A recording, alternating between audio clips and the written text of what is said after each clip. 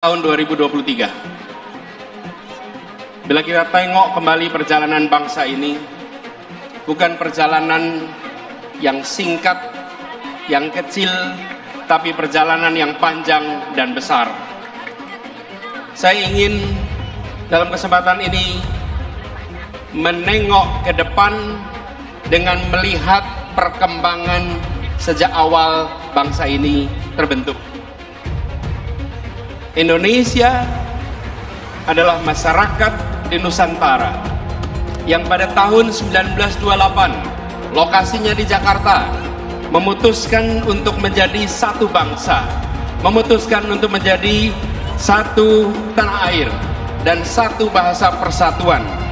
Sebuah keputusan besar untuk menjadi Indonesia di 1928. Itulah satu yang pertama, menjadi satu bangsa dengan satu bahasa persatuan.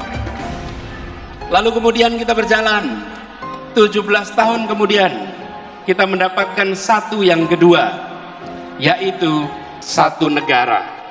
Kita merdeka menjadi sebuah negara Republik Indonesia. Ini adalah satu yang kedua, dan pada saat Republik ini berdiri, para pendiri Republik bukan hanya menyusun cita-cita. Semua rakyat berjuang untuk apa?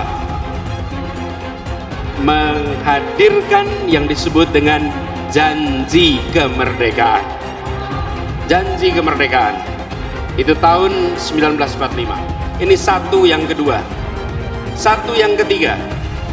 Di tahun 50 kita kembali menegaskan bahwa Indonesia bukan kumpulan negara kecil-kecil, tapi kita adalah sebuah negara kesatuan Republik Indonesia.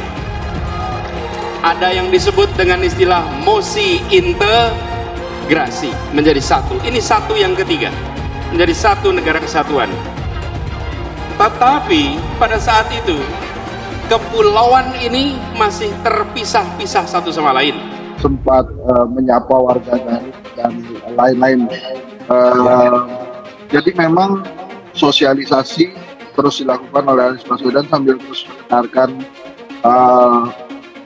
masukan-masukan dari masyarakat. Nah, ini sebetulnya penting nih, Mas, seorang calon presiden, bukan hanya Anies Baswedan, tapi juga calon-calon presiden lainnya, bagaimana mendengarkan rakyat dan bagaimana dari hasil mendengarkan itu kemudian diubah menjadi program-program yang memang bisa mensejahterakan rakyat nantinya.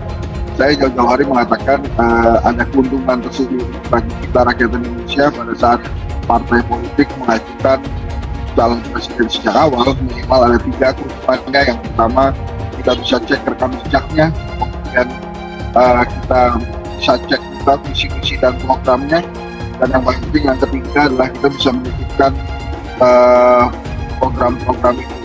Nah, sampai hari ini nampaknya memang calon presiden yang sudah bergerak menyapa rakyat itu baru Anies Baswedan dan Ganjar Pranowo, ya, setelah diumumkan oleh PDI Perjuangan dan memiliki boarding pass untuk bisa maju. Hanya memang mudah-mudahan tidak hanya 2 calon presiden saja yang akan kita miliki, mudah-mudahan bisa 3 atau 4 pasang memiliki tiket lengkap dan bisa menjadi calon presiden dan ditetapkan oleh KPU sebagai calon presiden. Maka kepentingannya adalah kepentingan yang berada di tangan masing-masing pemilik suara, yaitu rakyat. Maka pada saat ada arus bawah kemudian menginginkan hal yang berbeda dengan partai politiknya, itu sangat dimungkinkan.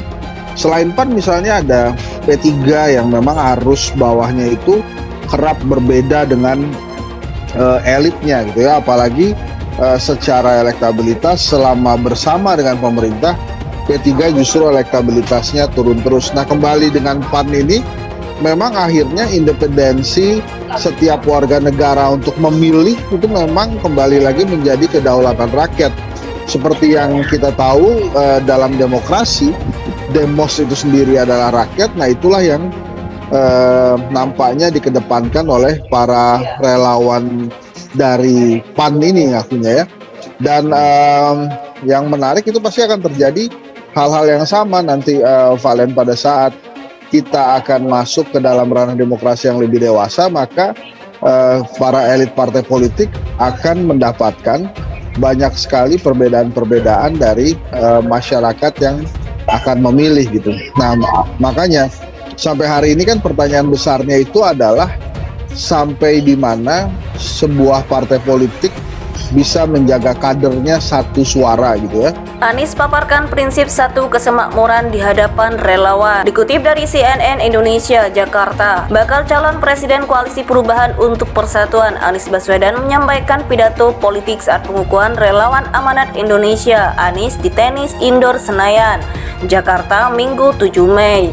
Dalam kesempatan itu, Anies mengungkapkan prinsipnya jika terpilih sebagai Presiden ke-8 RI, yakni satu perekonomian, satu kesemakmuran. Menurut Anies, prinsip itu untuk mewujudkan sila kelima Pancasila, keadilan sosial bagi seluruh rakyat Indonesia. Inilah yang kita arahkan ke depan, satu perekonomian, satu kesemakmuran, kata Anies Baswedan. Anies menyatakan Indonesia merupakan bangsa yang besar dengan sejarah yang panjang. Indonesia pernah menjadi pusat perdagangan dunia. Bahkan Laut Jawa, Selat Sunda, dan Selat Sulawesi menjadi wilayah laut internasional. Namun, kata Anies, saat ini persoalan utama Indonesia adalah ketimpangan. Padahal berbeda dengan masa lalu, Indonesia saat ini merupakan negara kesatuan. Ya, negara kita satu, bahasa kita satu, wilayah kita satu, tapi kesemakmurannya masih berbeda-beda. Inilah yang kita akan arah ke depan, satu perekonomian, satu kesemakmuran, tegas Anies. Anies berharap dengan prinsip satu perekonomian dan satu kesemakmuran tidak ada lagi ketimpangan, tidak ada lagi satu desa lebih makmur dibanding desa lainnya.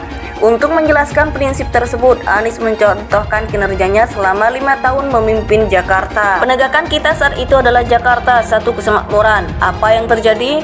Mereka sekarang ini semua menikmati listrik lengkap, air bersih lengkap, kesehatan, pendidikan. Ini adalah komitmen kita, bahwa dalam wilayah dan teritori yang sama kita harus satu kesemakmuran, tegasnya. Anies menekankan Republik Indonesia tidak didirikan dengan perhitungan ongkos, hitung, dan rugi. Republik Indonesia didirikan untuk seluruh tumpah darah Indonesia. Jadi, kita bicara soal Indonesia yang satu kesemakmuran, bukan Indonesia yang terpisahkan karena kesejahteraan yang berbeda-beda. Prinsip yang kita tekankan adalah pertumbuhan yang berkualitas, tidak sekedar pertumbuhan dengan angka-angka yang tinggi. Inilah yang kita ingin jangkau kepada semua, katanya.